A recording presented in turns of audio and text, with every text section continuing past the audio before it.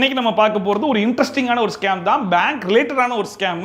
இந்த ஸ்கேம் வந்து டைரக்ட் பேங்க்ஸே வந்து பண்றாங்களா அப்படின்னு சொல்லி கேட்டிங்கன்னா அதான் கிடையாது. பேங்க் அவங்களுடைய சில ஒர்க்ஸை வந்து தேர்ட் பார்ட்டி ஏஜென்ட் கிட்ட கொடுப்பாங்க. தேர்ட் பார்ட்டி ஏஜென்ட் வந்து பேங்க் கிட்ட இந்த மாதிரி ப்ராஜெக்ட் எடுத்து ஒர்க் பண்ணும்போது அவங்களுக்கு கொஞ்சம் ப்ரெஷர் இருக்கும், அவங்களுக்கு சில டார்கெட்ஸ் இருக்கும். அந்த டார்கெட்டை அச்சீவ் பண்ணணும் அப்படின்னு சொல்லி நினைச்சு பண்றது தான் ஸ்கேமா கன்வெர்ட் ஆகுது. அது என்ன ஏது அப்படிங்கிறத கொஞ்சம் டீட்டெயில்டாக சொல்றேன் பாருங்க. இந்த ஸ்கேம்ல நம்முடைய சப்ஸ்கிரைபர் தான் மாட்டிருந்தாங்க. அவங்க தான் இந்த விஷயத்தை வந்து நம்ம கிட்டே ஷேர் பண்ணாங்க. ஆக்சுவலாக நம்முடைய சப்ஸ்கிரைபருக்கு ஒரு 5 lakh அமௌண்ட் வந்து லோனா தேவைப்பட்டிருக்கு. ஸோ என்ன பண்ணியிருக்காங்க, அவங்களுக்கு ஆல்ரெடி அக்கௌண்ட் இருக்கும் இல்லையா, அந்த அக்கௌண்ட் இருக்கிற பேங்க்ல போய் இந்த மாதிரி எனக்கு லோன் தேவைப்படுது அப்படிங்கிற மாதிரி கேட்டிருக்காங்க. பட் பேங்க் சைட்ல இருந்து என்ன சொல்லியிருக்காங்க அப்படின்னா, உங்களுடைய சிபில் ஸ்கோர் ரொம்ப கம்மியா இருக்கு, அதனால உங்களுக்கு 5 lakhs அமௌண்ட்டுக்குலாம் எலிஜிபிளே கிடையாது அப்படிங்கிற மாதிரி சொல்லிட்டாங்க. அவங்களுடைய அக்கௌண்ட் இருக்கிற எல்லா பேங்க்ஸ்லையுமே செக் பண்ணியிருக்காங்க, எல்லா இடத்துலையுமே சிபில் ஸ்கோர் கம்மியா இருக்கு, லோன் கிடைக்காது அப்படிங்கிற மாதிரி சொல்லிட்டாங்களாம். இந்த சிபில் ஸ்கோர் என்ன அப்படின்னு சொல்லி பாத்தீங்கன்னா, இதுக்கு முன்னாடி நீங்க லோன் எடுப்பீங்க இல்ல வந்து இஎம்ஐயா கன்வெர்ட் பண்ணிருப்பீங்க, இத எல்லாத்தையுமே எவ்வளவு நீங்க ப்ராப்பரா கட்டுறீங்க, நீங்க எத்தனை கிரெடிட் கார்ட்ஸ் நீங்க மெயின்டைன் பண்றீங்க, அதை எப்படி மெயின்டைன் பண்றீங்க, லோன் அமௌண்ட்டை நீங்க எவ்வளவு ப்ராப்பரா கரெக்டான டைமுக்கு கட்டுறீங்க அப்படிங்கறத பொறுத்து தான் இந்த சிபில் ஸ்கோர் கிடைக்கும். அந்த சிபில் ஸ்கோரை வச்சு தான் உங்களுக்கு லோனே கிடைக்கும். சோ இவங்களுக்கு சிபில் ஸ்கோரே ரொம்ப கம்மியா இருக்கிறதுனால லோன் கிடைக்காதுன்ற மாதிரி சொல்லிட்டாங்க. அப்படி இருக்கும்போது தான் ஒரு ஏஜென்ட் கிட்ட இருந்து ஒரு கால் வந்திருக்கு, இந்த பேங்க்ல இருந்து நான் பேசுறேன் அப்படிங்கிற மாதிரி அவங்க பேசியிருக்காங்க. உங்களுக்கு லோன் தேவையா அப்படிங்கிற மாதிரி கேட்டிருக்காங்க. அப்ப சப்ஸ்கிரைபர் சொல்லியிருக்காங்க, ஆமாங்க எனக்கு லோன் தேவைதான், ஆனா நான் எல்லா பேங்க்லையும் செக் பண்ணிட்டேன், என்னுடைய சிபில் ஸ்கோர் ரொம்ப கம்மியா இருக்குதா, அதனால லோன் கிடைக்காதுன்ற மாதிரி சொல்லிட்டாங்க அப்படிங்கிற மாதிரி சொல்லும் போது, அதெல்லாம் ஒன்றும் பிரச்சனை இல்லை சார், உங்களுக்கு நான் லோன் அரேஞ்ச் பண்ணி தரேன் அப்படிங்கிற மாதிரி சொல்லியிருக்காங்க. அப்ப இவரே கேட்டிருக்காப்ல, என்னங்க சொல்றீங்க, நான் எல்லா பேங்க்லையும் செக் பண்ணிட்டேன், யாருமே முடியாதுன்ட்டாங்க, அது எப்படி நீங்க பண்ணி தர முடியும் அப்படின்றதுக்கு என்னால பண்ணி தர முடியும் சார்.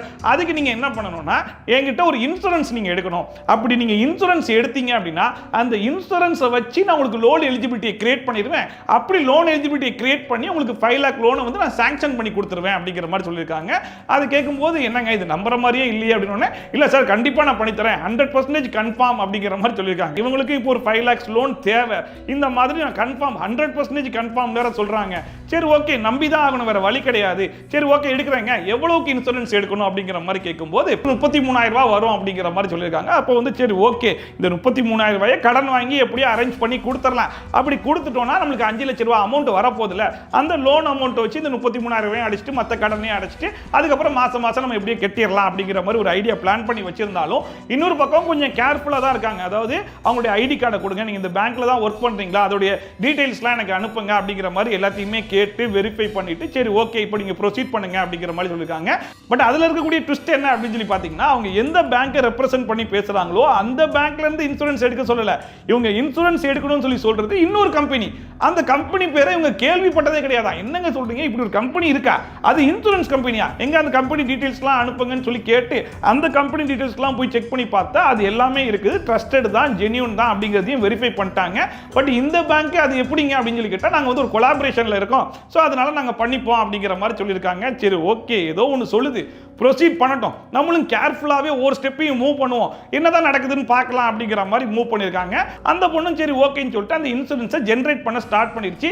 அண்ட் ஈவன் நம்முடைய சப்ஸ்கிரைபர் அந்த ஓடிபி விஷயத்தில் கூட ரொம்ப கேர்ஃபுல்லாக தான் இருந்திருக்காங்க. அதாவது அந்த ஓடிபி வேற ஏதோ நம்பர்ல இருந்து வருதா இல்ல பேங்க் ஐடியில இருந்து தான் வருதா அப்படிங்கிறத செக் பண்ணி பார்த்திருக்காங்க. அந்த பேங்க் அக்கௌண்ட்ல இதுக்கு முன்னாடி அவங்க ஓடிபி ஜென்ரேட் பண்ணிருப்பாங்கல்ல, அதுக்கு கீழே தான் இந்த ஓடிபி வந்திருக்கு. சரி ஓகே, இது ட்ரஸ்டட் தான், ஜெனியூன் தான் அப்படிங்கிறத கன்ஃபார்ம் பண்ணிட்டு தான் அந்த ஓடிபி கூட ஷேர் பண்ணிருக்காங்க.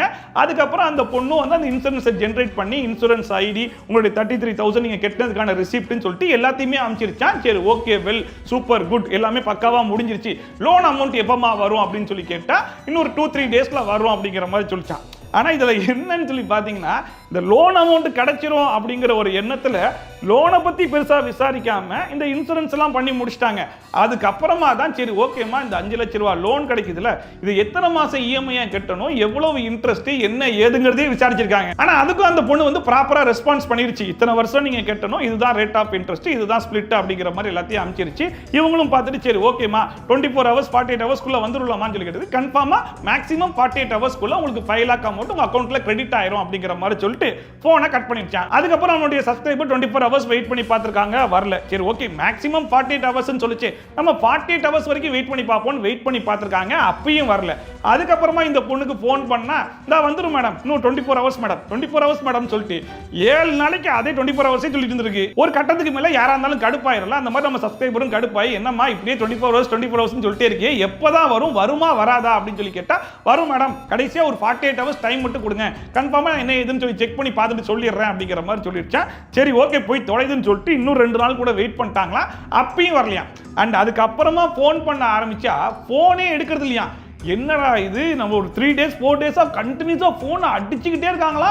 ஆனா அந்த சைடுல இருந்து போன் ரிங் ஆகுதா, ஆனா வெயிட்டிங்ல போதா, ஆனா இவங்களுடைய போன் காலை மட்டும் அட்டெண்ட் பண்ணலையா. அப்பதான் இவங்களுக்கு லைட்டா பயம் வர ஆரம்பிச்சிருச்சா, ஆகா இதோ ஸ்கேம் மாதிரி தெரியுது அப்படின்னு சொல்லிட்டு. அன்னைக்கு கிட்டத்தட்ட 20 டேஸ்க்கு மேல ஆயிடுச்சு, அந்த சைடுல ரெஸ்பான்ஸே இல்லையா.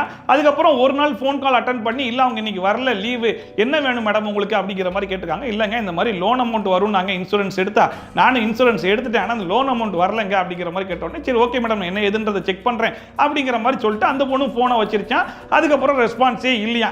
சரி ரைட் இது வேலைக்கு ஆகாது, நமக்கு இன்னொரு கம்பெனில இன்சூரன்ஸ் போட்டு கொடுத்தாங்கல்ல, அதோட ரிசிப்ட் நம்மளுடைய பாலிசி நம்பர் எல்லாமே நம்ம கிட்ட இருக்குதுல்ல, அதை வச்சு நம்ம டைரக்டா அந்த கம்பெனிக்கு செக் பண்ணி பார்க்கலாம்னு சொல்லிட்டு அந்த கம்பெனிக்கு கால் பண்ணி கேட்டா அந்த கம்பெனி என்ன சொல்றாங்கன்னா, ஆமா மேடம் உங்களுடைய பாலிசி நம்பர் இதுதான், உங்களுடைய இன்சூரன்ஸ் நம்பர் இதுதான், உங்களுக்கு வந்து நீங்க ரிசிப்ட் எல்லாமே உங்களுக்கு இருக்குது எல்லாமே கரெக்ட் தான் பக்கா தான் அப்படிங்கிற மாதிரி சொல்லும்போது இவங்க சொன்னாங்களா, இல்லங்க இந்த மாதிரி இந்த இன்சூரன்ஸ் எடுத்தா எனக்கு 5 லட்சம் ரூபாய் லோன் வந்து எலிஜிபிள் ஆகும், இந்த லோனை எடுத்தாரன்ற மாதிரி சொன்னாங்க.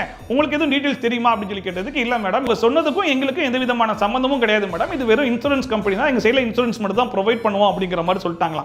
அப்ப நம்ம சப்ஸ்கிரைபர் கேட்டாங்களா, சரி ஓகே மேடம் இப்போ நான் வந்து அந்த இன்சூரன்ஸை கேன்சல் பண்ணணும்னு நினைச்சா கேன்சல் பண்ணலாமான்னு சொல்லி கேட்டதுக்கு நீங்க தாராளமா பண்ணிக்கலாம், நீங்க நேரா எங்களுடைய ஆபீஸ்க்கு வாங்க, அண்ணா நகர்ல தான் இருக்கு, வந்து ஒரு லெட்டர் எழுதி கொடுத்துட்டீங்க அப்படின்னா ஒரு 2 days 3 daysல கேன்சல் பண்ணி உங்க அமௌண்ட் வந்து உங்க அக்கௌண்ட்டுக்கே ட்ரான்ஸ்ஃபர் பண்ணிடுவோம் அப்படிங்கிற மாதிரி சொல்லியிருக்காங்க. சரி ஓகேன்னு சொல்லிட்டு உடனே கிளம்பி போய் ஒரு லெட்டரும் எழுதி கொடுத்து அதை கேன்சல் பண்ணிட்டு வந்துட்டாங்களா. கேன்சல் பண்ணிட்டு வீட்டுக்கு கூட வரலையா, அந்த பொண்ணு சைடுல இருந்து கால் வந்துகிட்டே இருக்குதான். எப்படி 20 நாளா இவங்க ட்ரை பண்ணிருக்காங்க, அந்த புள்ள வந்து போனே அட்டெண்ட் பண்ணல. இந்த கேன்சலேஷனுக்கு ரைஸ் பண்ணிருக்காங்க அப்படிங்கிற விஷயம் தெரிஞ்ச உடனே அந்த சைடுல இருந்து பயங்கரமான காலம் அட்டெண்ட் பண்ணி என்னமான்னு சொல்லி கேட்டா, நீங்க எப்படி டைரக்டா போய் கேன்சல் பண்ணலாம், நீங்க எங்க மூலமா தானே இன்சூரன்ஸ் எடுத்தீங்க, நீங்க எங்க மூலமா தான் கேன்சல் பண்ணணும், முதல்ல நீங்க கேன்சல் பண்ணீங்கல அந்த ரிக்வெஸ்ட்டை கேன்சல் பண்ணிட்டு வாங்க அப்படிங்கிற மாதிரி கேட்டிருக்கு. ஏமா உனக்கு எவ்வளவு கொழுப்பு இருந்தா ஏதோ லோன் எடுத்தாரேன்னு சொல்லிட்டு லோன் அமௌண்ட்டும் வரல, போன் பண்ணா போன் காலையும் எடுக்கல, இப்ப கேன்சல் பண்ணிட்டு வந்த உடனே நீ கேன்சல் பண்ண சொல்றியா, அதெல்லாம் பண்ண முடியாது, என் அக்கௌண்ட்டுக்கு 5 லட்சம் ரூபாய் நீ உடனே அனுப்பிச்சு விடு, அந்த 5 லட்சம் ரூபாய் என் அக்கௌண்ட்ல கிரெடிட் ஆன உடனே நான் போய் கேன்சல் பண்றேன் அப்படிங்கிற மாதிரி சொல்லிட்டாங்களா. இருந்தாலும் விடாம போன் பண்ணி டார்ச்சர் பண்ணிட்டே இருந்தாங்களா, இவங்க பிளாக் பண்ணிட்டு போமா அப்படிங்கிற மாதிரி விட்டுட்டாங்களா. இன்னொரு பக்கம் ஒரு 3 daysல சொன்ன மாதிரியே அந்த இன்சூரன்ஸ் கம்பெனில இருந்து இவங்களுடைய அமௌண்ட் வந்து ரீஃபண்ட் ஆயிடுச்சா. சோ இது என்ன கைண்ட் ஆஃப் ஸ்கேம் அப்படின்னு சொல்லி பாத்தீங்கன்னா, நம்ம ஆல்ரெடி சொன்ன மாதிரி தான், பேங்க் கிட்ட இருந்து ஒரு ப்ராஜெக்ட் எடுத்து தேர்ட் பார்ட்டி ஏஜென்ட் ஒர்க் பண்ணும்போது அவங்களுக்கு பிரஷர் இருக்கும், டார்கெட் இருக்கும், ஒவ்வொரு எம்ப்ளாய்க்குமே பிரஷர் இருக்கும், டார்கெட் இருக்கும். அந்த டார்கெட்டை அச்சீவ் பண்றதுக்காக தான் கஸ்டமருக்கு கால் பண்ணி அவங்களுக்கு என்ன நீட் இருக்கோ அது கண்டிப்பா கிடைக்கும் சார், ஆனா அதுக்கு நீங்க ஒரு இன்சூரன்ஸ் எடுக்கணும்ல அப்படின்னு சொல்லிட்டு வாய்க்கு வந்ததெல்லாம் சொல்லி பொய்யா சொல்லி அந்த இன்சூரன்ஸ் அவங்க தலையில கட்டிட வேண்டியது. அதுக்கப்புறம் அவங்க கால் பண்ணா ரெஸ்பான்ஸ் பண்றது கிடையாது. இல்ல கொஞ்சம் யோசிச்சு பாருங்களேன், ஒருத்தன் ஆல்ரெடி கஷ்டத்துல இருக்கான் அப்படிங்கிறதுனால தான் லோன் எடுக்கவே வருவான். அவங்கிட்ட போயிட்டு உங்களுக்கு லோன் வேணும்னா நீங்க 30,000 ரூபாய்க்கு இன்சூரன்ஸ் எடுக்கணும்னு சொல்லி சொன்னா அவன் அதை நம்பி மறுபடியும் ஒரு 30,000 ரூபாய் கடன் தானே வாங்கிட்டு வருவான். அப்ப இன்னும் அவனுக்கு சும்மா தானே, அதை பத்திலாம் அவங்க கவலைப்பட கிடையாது. இவங்களை பொறுத்த வரைக்கும் என்னுடைய டார்கெட்டை நான் அச்சீவ் பண்ணணும், அதுக்கு நான் என்ன வேணா பண்ணுவேன், நான் என்ன பொய்யே வேணாலும் சொல்லி அந்த இன்சூரன்ஸ் எடுக்க வைப்பேன் அப்படிங்கிற மாதிரி இருக்காங்க. இந்த விஷயத்தை பொறுத்த வரைக்கும் 2 டைப் ஆஃப் பீப்பிள் இருப்பாங்க. ஒருத்தவங்க வந்து சரி ஓகே ஏமாந்துட்டோம், அந்த இன்சூரன்ஸும் அப்படியே இருந்துட்டு போட்டோம் அப்படின்னு சொல்லி விடுறவங்க. இன்னொரு பக்கம் பாத்தீங்க அப்படின்னா, என்னையே நீ ஏமாத்திட்டியா, நான் இறங்கி போய் அந்த கம்பெனிக்கே போய் நான் கேன்சல் பண்ணி ரீஃபண்ட் வாங்கிட்டு வருவேன் அப்படிங்கிற மாதிரி நம்ம சப்ஸ்கிரைபர் பண்ணாங்கல்ல அந்த மாதிரி. ஸோ இதுக்கப்புறமா வச்சு கொஞ்சம் அவேர்னஸ் இருங்க, முடிஞ்ச அளவுக்கு டைரக்ட் பேங்க் அப்ரோச் பண்ணி அது மூலியமா லோன் எடுக்கிறதுக்கு ட்ரை பண்ணுங்க. உங்க சிபில் ஸ்கோரை பொறுத்து உங்களுக்கு லோன் அமௌண்ட் கிடைக்குமே தவிர்த்து இந்த இன்சூரன்ஸ் வாங்குறதுனால லோன் கிடைக்கும் அப்படிங்கிற மாதிரி சொன்னா மேக்ஸிமம் நம்பாதீங்க. அண்ட் அதை மீறி நீங்க எடுத்துட்டீங்க, உங்களுக்கு லோன் அமௌண்ட் கிடைக்கலனா தயவு செஞ்சு போய் கேன்சல் பண்ணி ரீஃபண்ட் அமௌண்ட் வாங்கிட்டு வந்துருங்க. அண்ட் இந்த இன்சூரன்ஸ் ஸ்கேம் வந்து ரீசன்ட் டைம்ல நிறைய நடந்துகிட்டு இருக்கு, நிறைய பேர் பாதிக்கப்பட்டு இருக்காங்க. ஸோ தயவு செஞ்சு இந்த விஷயத்தை வந்து நம்மளுடைய சப்ஸ்கிரைபருக்கு ஷேர் பண்ணுங்க அப்படிங்கிற மாதிரி நம்மளுடைய சப்ஸ்கிரைபர் வந்து ஷேர் பண்ணியிருந்தாங்க. ஸோ அதனால தான் இந்த வீடியோ வந்து நான் மேக் பண்ணேன். ஸோ கண்டிப்பா முடிஞ்ச அளவுக்கு இந்த அவேர்னஸை நீங்களும் எடுத்துக்கோங்க, உங்களுடைய ஃபேமிலி ஃப்ரெண்ட்ஸ் கிட்டையும் ஸ்ப்ரெட் பண்ணுங்க. ஏன்னா புதுசா தினசா கண்டுபிடிச்சி வந்துட்டே தான் இருப்பாங்க. நம்ம தான் முடிஞ்ச அளவுக்கு அவேர்னஸோட இருக்கணும், நம்ம அலர்ட்டோட இருக்கணும். எப்படிப்பட்ட ஸ்கேம் வந்தாலும் எதிர்கொள்ற தைரியம் நமக்கு வேணும் அப்படிங்கிறது தான் எல்லா வீடியோலையும் சொல்லிட்டு இருக்கேன். ஸோ முடிஞ்ச அளவுக்கு அவேர்னஸோட இருங்க, ஸ்ப்ரெட் பண்ணுங்க. ஓகேவா? ஓகேவா? ஸோ இந்த வீடியோ கண்டிப்பாக உங்களுக்கு யூஸ்ஃபுல்லாக இருந்துக்கும்னு நம்புறேன். வேற ஒரு யூஸ்ஃபுல்லான வீடியோவில் மறுபடியும் வந்து சந்திக்கிறேன். அலிதன் பாய் ஃப்ரம் ஷாஃபி. டாடா, bye bye and take care.